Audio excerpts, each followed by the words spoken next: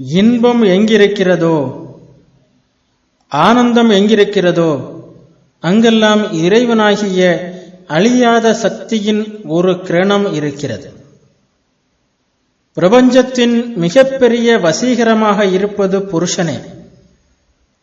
அது பிரபஞ்சத்துடன் தொடர்பற்று அதனுடன் ஒட்டாமல் இருந்தாலும் பிரபஞ்சம் முழுவதையும் கவர்கிறது. ஒருவன் பொன்னை நாடி ஓடுகிறான், ஏனெனில் பொன்னிற்கு பின்னால் புருஷனின் ஒரு கிரணம் இருக்கிறது. ஆனால் அந்த கிரணம் ஏராளம் அழுக்குகளுடன் கலந்திருக்கிறது.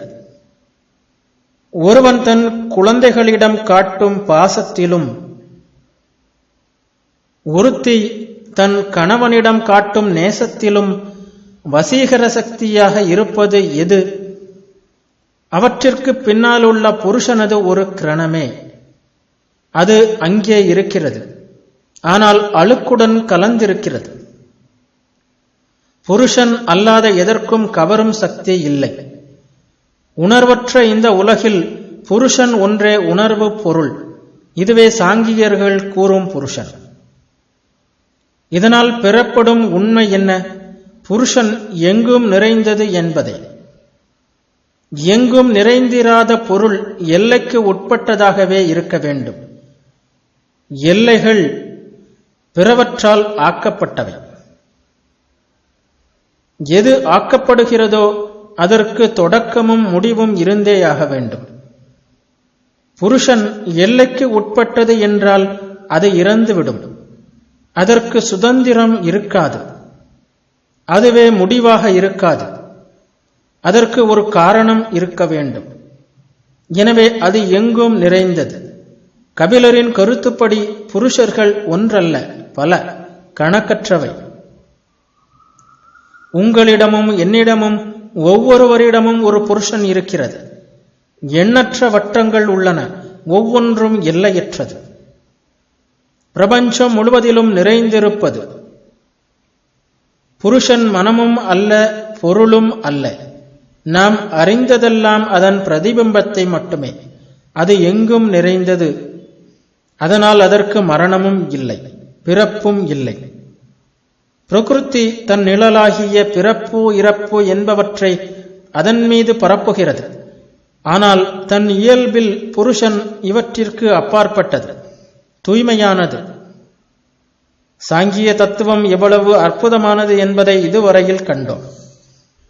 இனி இந்த தத்துவத்திற்கு முரணான சில நிரூபணங்களை பார்ப்போம். இதுவரையில் இந்த ஆராய்ச்சியில் குறைவு ஒன்றும் இல்லை. மன தத்துவ முறையும் குறைவற்றதுதான். இந்திரியங்களை புலன்கள் என்றும் பொறிகள் என்றும் பிரித்து அறிவதாலேயே அவை தனிப்பொருள் அல்ல, கூட்டுப்பொருள் என்பது தெரிகிறது.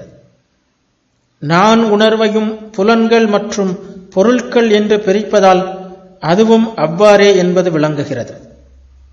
மகத் என்பதும் பொருளின் ஒரு நிலைதான். முடிவில் நிற்பதுதான் புருஷன். இதுவரையில் தடை ஒன்றுமில்லை. ஆனால் பிரகிருதியை படைத்தது யார் என்று சாங்கியர்களை கேட்டால் புருஷனும் பிரகிருதியும் படைக்கப்படாதவை, எங்கும் நிறைந்தவை, புருஷன் கணக்கற்றவை என்கிறார்கள். இந்த கருத்துக்களை மறுக்கவும் சிறந்த ஒரு முடிவை காணவும் வேண்டியுள்ளது. இப்படி செய்யும்போது நாம் அத்வைத தத்துவத்தை அடையவும் செய்வோம். நமது முதல் எதிர்கருத்து எல்லையற்ற இரண்டு எப்படி இருக்க முடியும் என்பதுதான். இங்கே சாங்கியம் ஒரு முழுமை பொதுமையை எட்டவில்லை. அதில் ஒரு குறைவற்ற முடிவு இல்லை என்று நாம் வாதிட நேர்கிறது.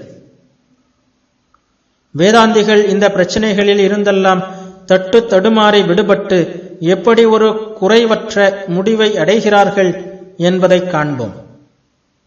இருந்தாலும் குறைவற்ற இந்த முடிவு ஏற்பட்டதற்கான எல்லா பெருமையும் சாங்கியத்தையே சேரும். கட்டிடம் முழுவதையும் கட்டி முடித்த பிறகு அதற்கு சில பூச்சி வேலைகளை செய்து அதை அழகுபடுத்துவது எளிதுதான்.